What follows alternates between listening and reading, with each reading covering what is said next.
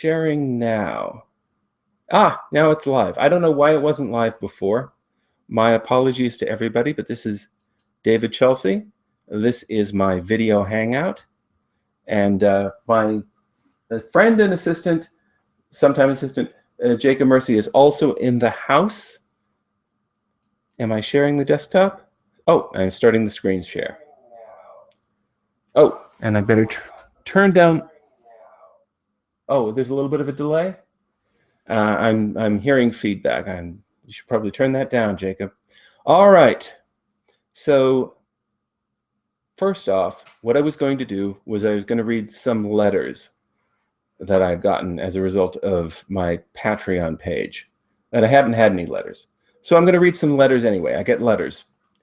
This is a letter that recently came from a fan. I think he's a fan. Dear David, enclosed is your famous comic book creator trading card for signature, along with a self-addressed stamped envelope for its return. This is the yellowback version that was sold to collectors like me. I understand that a blueback version was given to the artists. If you have one of those for you, I would greatly appreciate a signed copy of it as well for my collection. I appreciate your signing this card for my collection. With regards, whomever. So to explain what he's talking about, he is talking about this. This is a famous comic book creator collector's card issued by Eclipse in the 90s sometime. And here it is with the back. You'll notice the back is yellow. He is under the impression that there may have been a run of this card with a blue back. And let me just show you an example. Here's a yellow card. Here's a blue card. Most of these cards were printed in yellow. There was a small number printed in blue for very obsessive collectors. My understanding is that my card was part of the second series. The first series was printed with a variant version in blue, but I don't think the second series was. So in any case, every example I've ever seen of this card has a yellow back like this. Yellow like pea. So enough of that. Let's look at this letter.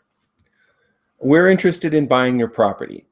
Dear David and Eve Chelsea, we're interested in buying your property at wherever I live. Are you interested in selling? We're Spartan Redevelopment, an experienced buyer and renovator of single-family homes in the Portland metro area. We purchase properties with potential, we pay all cash, and most importantly, we keep the process simple. We realize there are many reasons why someone may be interested in selling. Whether your property is in perfect overall condition or has foundation issues, moisture concerns, mold, a leaking oil tank, a broken sewer line, or any number of problems, we are interested in buying it. We can offer you a fair price with no closing costs or real estate commissions. We can close the transaction with cash on the date of your choice. We require no inspections, no appraisals, and no repairs. Please call us today at 503-209-3550.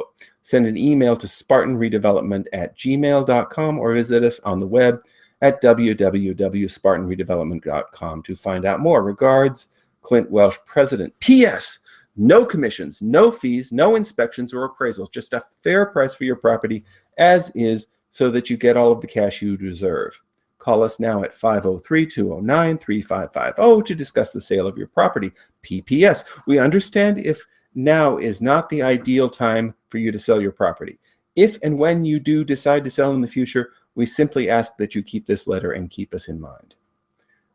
So I guess my answer is no, I'm not interested in selling my property.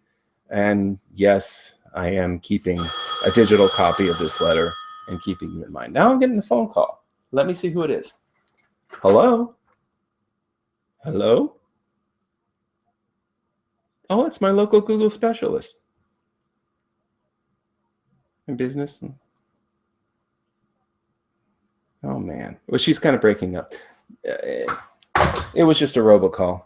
These things happen when you're doing live video hangout. Have another letter. Let's see. Oh, we have one last letter. This is from President Barack Obama. Right now, we're seeing how everything we fought for together is making the state of our union stronger. Our economy is creating jobs at a faster pace than any other year since the 90s. Unemployment is currently lower than it was before the financial crisis began. More of our children are graduating than ever before. More people are getting affordable health care than ever before. And we're relying on less foreign oil than we have in almost 3 decades. These policies continue to work because they are based on the same common sense principles that we've always held deep in our hearts. Values that consider the needs of every American and every community. Ideas that are at the core of who we are as Democrats. So I hope that you're as proud as I am to be a member of our party.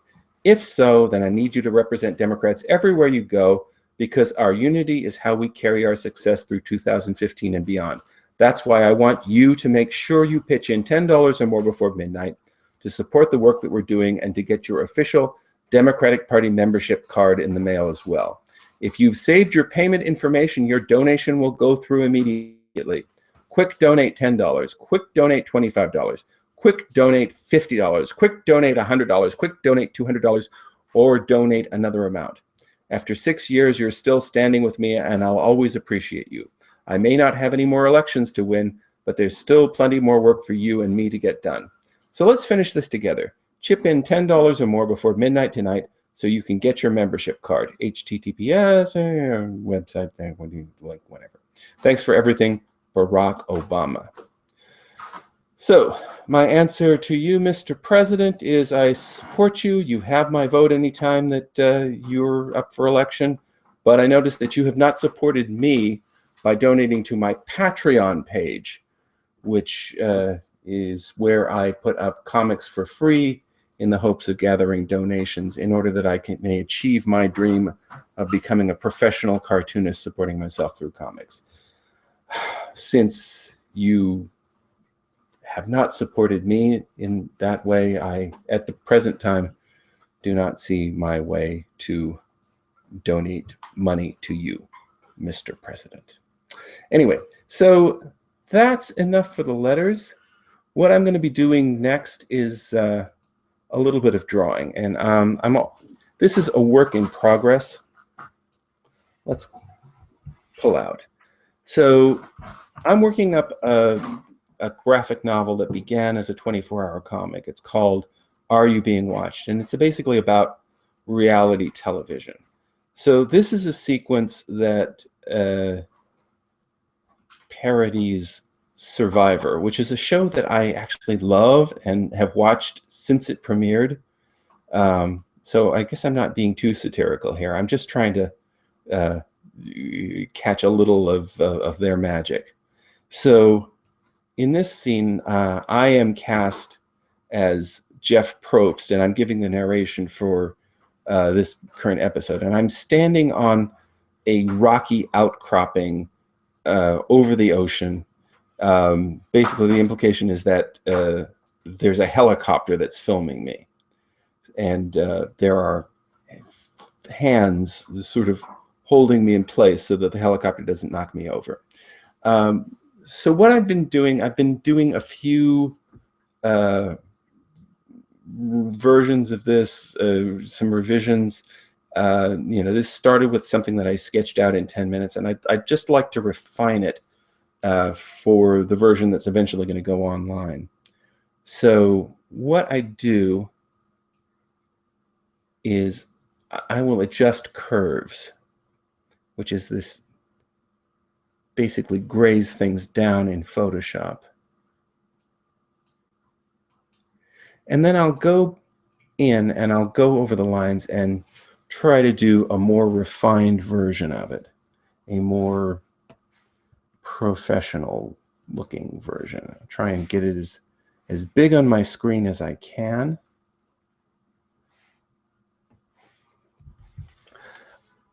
This is a comic that I'm doing all digitally. Although the version I already have was drawn in paper as a 24-hour comic, but the new version is going to be entirely digital, drawn entirely in Photoshop, or possibly in Manga Studio, whichever suits me better.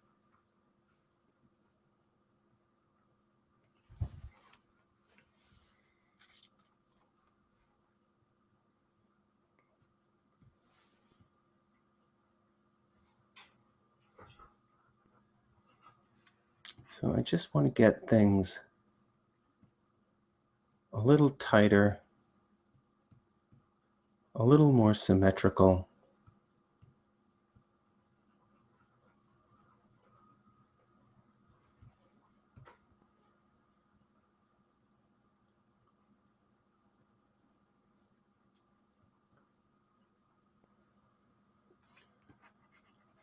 And what I may do here is several more versions. I kind of lose track, but what I usually do is do a version and then I will flip the image. I'll turn it into a mirror image of itself and then repeat the process. This is because when you flip something, you very often, actually I should give it some indication that the wind is blowing. So I'll have, there we go. When you flip something, you see all kinds of drawing mistakes that aren't apparent just by looking. We all have biases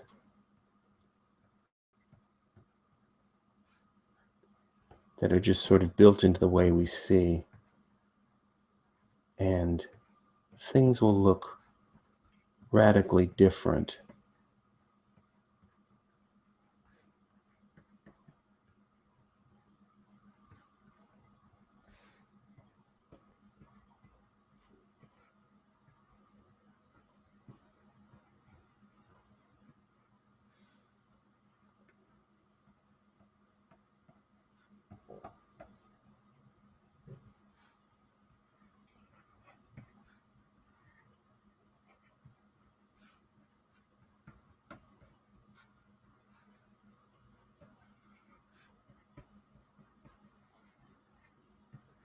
So I like this brush. I don't even know what its name is in Photoshop, but it's not doing anything too fancy, but it has some pressure sensitivity.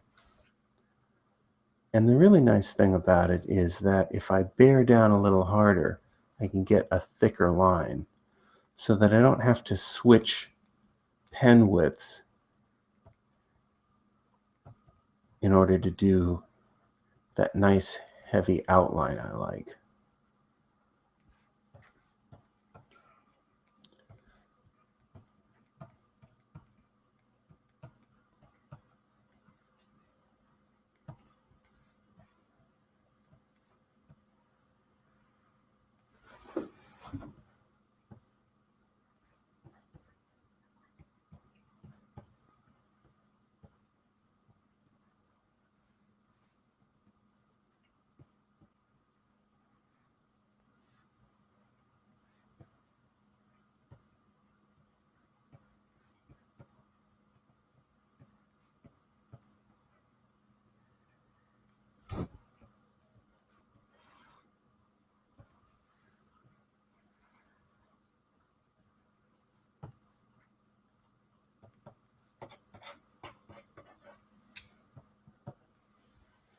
So let me look at this.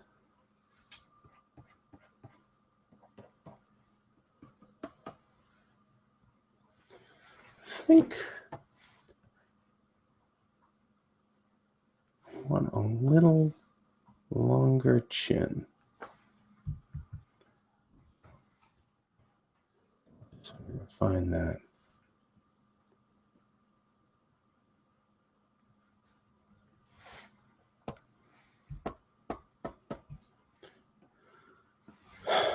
Okay. I'm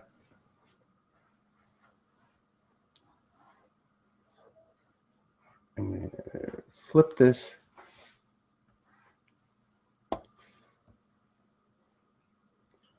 So I think this basically looks good. Not crazy about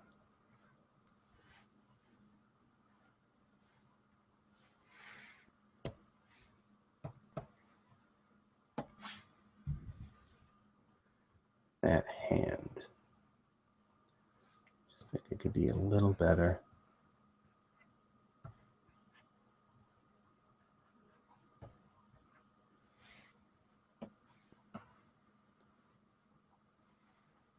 And it looks to me like the level of those sleeves doesn't quite match.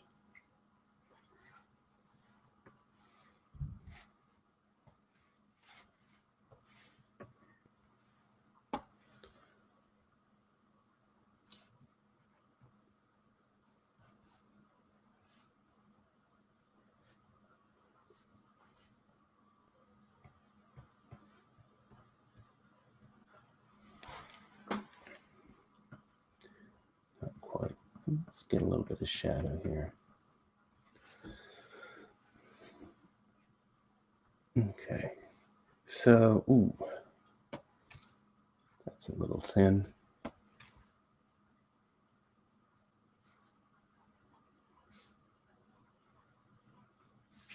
And in adding this outline, one thing I try to be careful with in the outline is to keep the outline simple.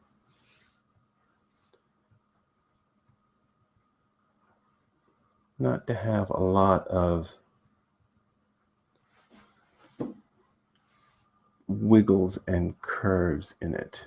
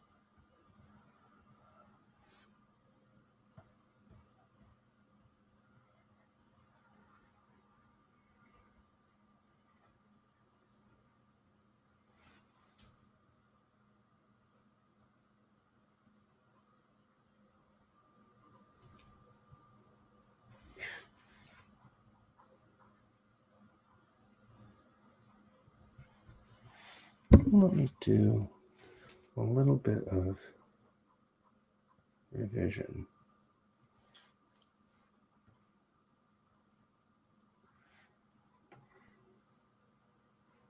Ooh, I don't like that eyebrow.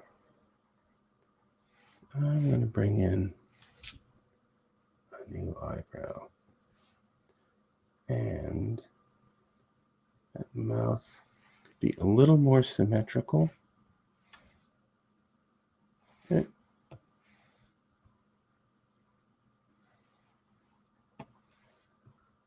Okay.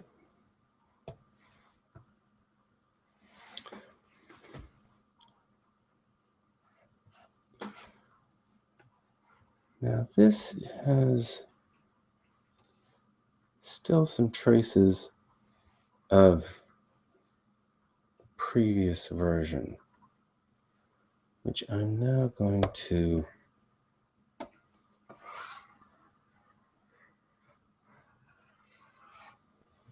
eliminate.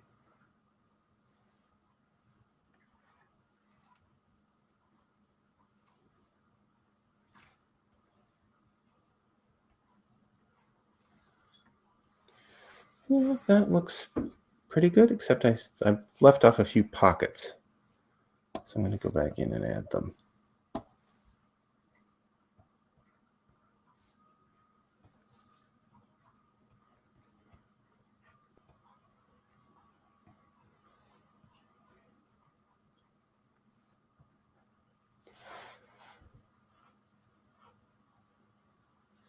A little bit of shadow. And that's pretty good for now.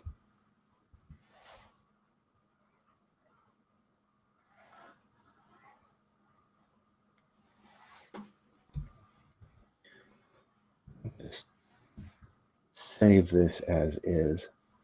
I won't worry about the background for now because I want to move on to doing something else. This is a perspective grid that's included on a disc in my book, Extreme Perspective. And it's intended for people to work over so that the perspective will be correct. But I'd like to do a little demonstration of how I do that.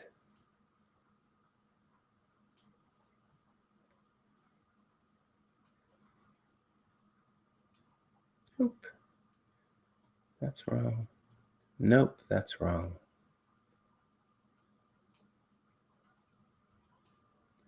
Yeah. And just to make sure that I don't disturb the underlying perspective grid, I'm creating a new layer, but I'm going to do some drawing, just some kind of loose whatever. Let's see, let's get in a little closer.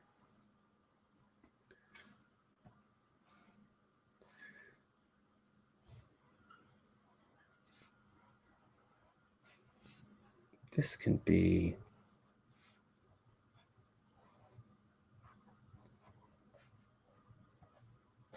a, oh, all right.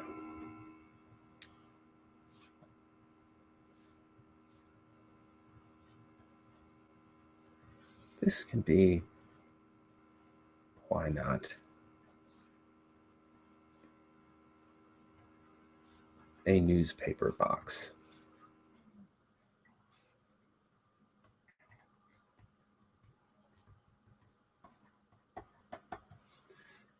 And I'll include a little shadow under it.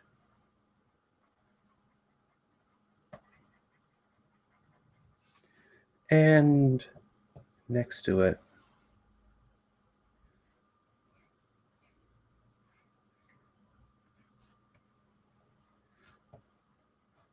a mailbox. So I don't know. I'm guessing this this scene takes place in the 20th century. Now, something you can do, save yourself a little time in Photoshop, is use the line tool. And in a case like this, where you're sort of hanging suspended, you basically follow the lines. You basically work between the lines. The rule of thumb with something like that is if you're not crossing any of the lines in the back of the scene, your line is probably okay. And I'm going to basically extend that line further back in space. That looks about right. And let's include another line to be the corner. And I'm going to erase that. So that's the corner. Maybe what I'll do is add some more lines like that. And that's a telephone pole. So I'll include a little bit of texture to it.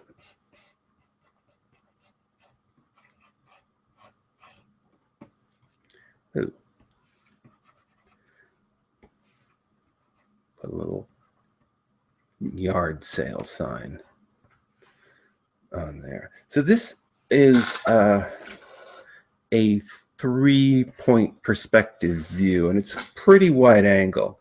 So you're going to see some distortion at the edges. Now, what I might do here is,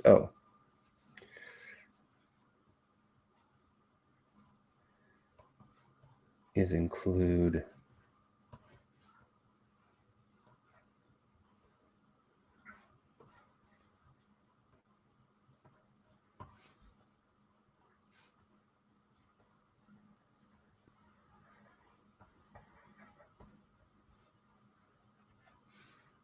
a hydrant. And it looks like I'm not quite following the perspective here. So I want to get a line that basically follows one of the lines in the background, so that what I do is in keeping with what's there. And I'm kind of guessing the ellipse at the bottom. Don't know that it's exactly correct.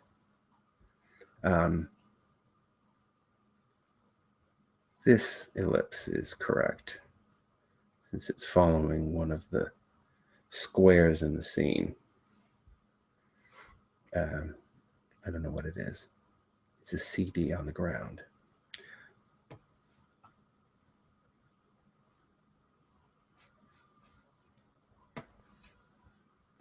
So let's get another bit to this hydrant.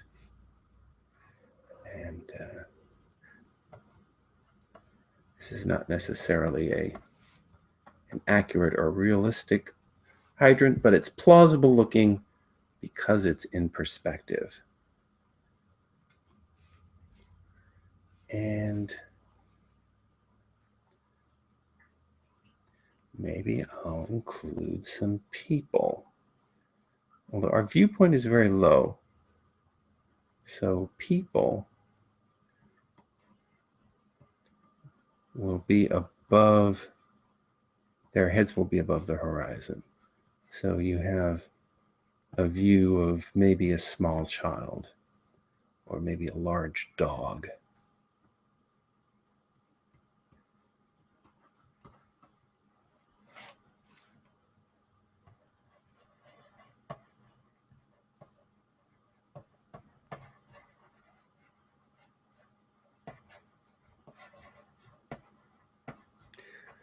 And that's a reasonably plausible dog.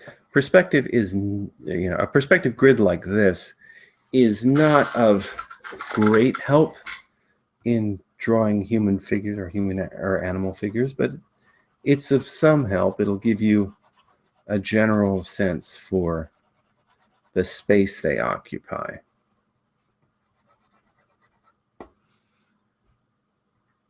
Now, the really difficult bit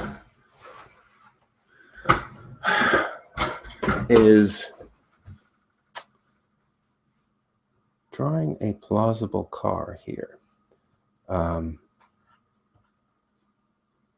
car, of course, would not park in front of a hydrant, but we'll disregard that.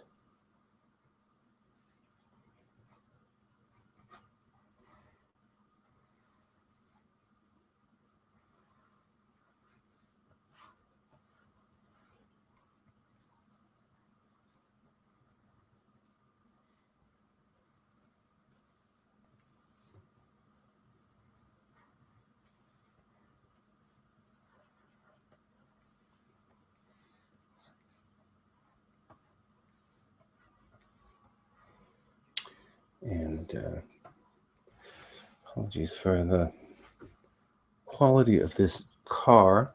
I'm working, of course, without reference. I think there's a little bit more to the hood. And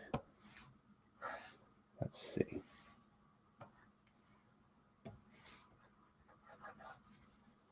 I might actually use the bucket tool to put a little shadow under that car.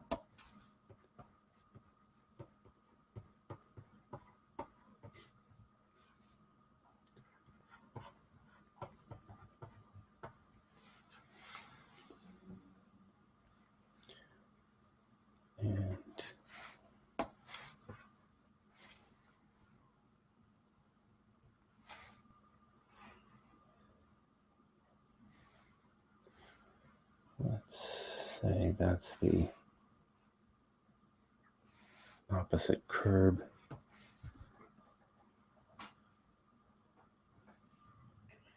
And let's create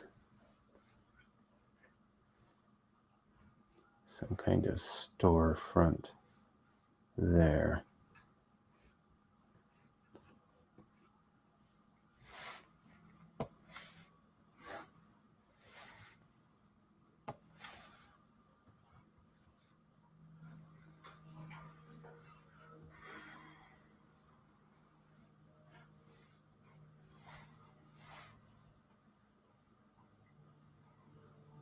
Okay. Now I'm finding that that man in the background is wildly out of proportion with the rest of the scene because the door and windows are way too short, at least for the implied height. There we go. Based on that mailbox.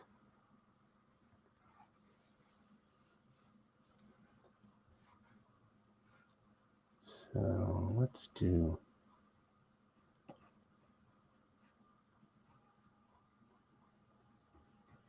a street lamp.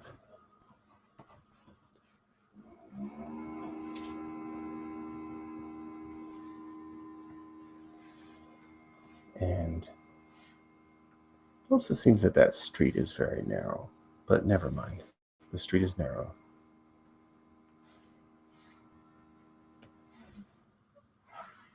Let's do the street going behind him.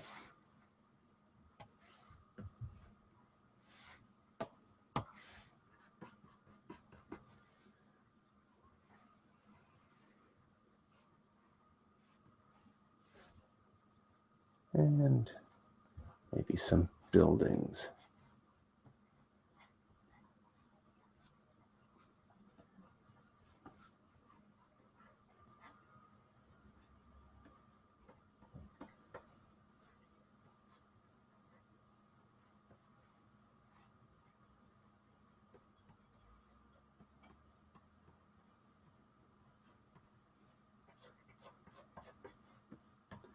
And more people walking down the street. Boy, it does seem like that guy is really out of proportion. I'm going to make him shorter.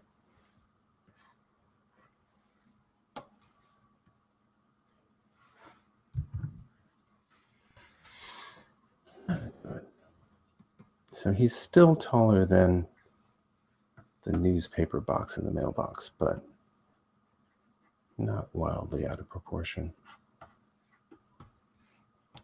And there's some more people walking by.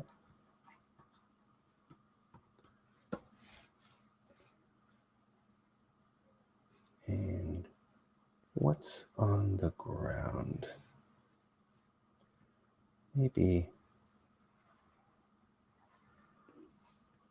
one of those fun things you see that's all little squares in the sidewalk. They tend to be purple. They're actually from maybe the turn of the century. They were the only light that came down into basements. They're not following the perspective. So that's the way to make sure they are all in perspective. Make sure there's a little line ruling them.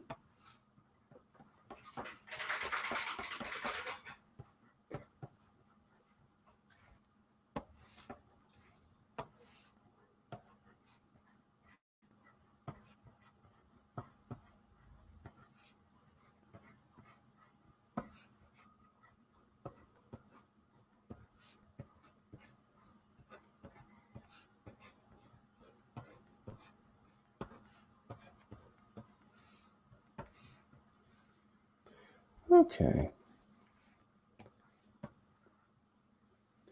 And let's see how this scene looks